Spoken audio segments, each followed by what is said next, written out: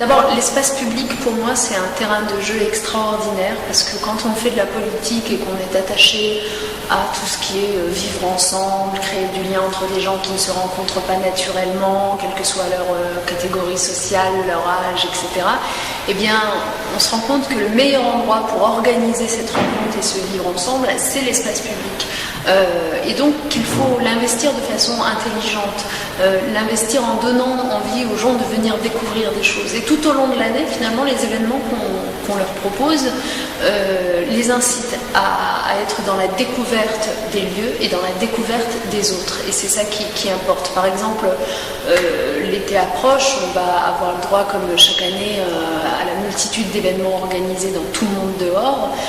Ce label qui permet que, en particulier pour les gens qui ne partent pas en vacances, eh bien, ils puissent avoir accès à un véritable dépaysement et à une programmation artistique de qualité. Donc tout le monde dehors, qu'est-ce que c'est ? C'est la possibilité pour chacun d'entre vous, de descendre à la porte de chez soi, dans le jardin public d'en face, dans le parc qu'il ne connaît bien, ou alors dans un autre arrondissement, découvrir des pratiques artistiques de différentes disciplines, parler avec les gens, faire des rencontres.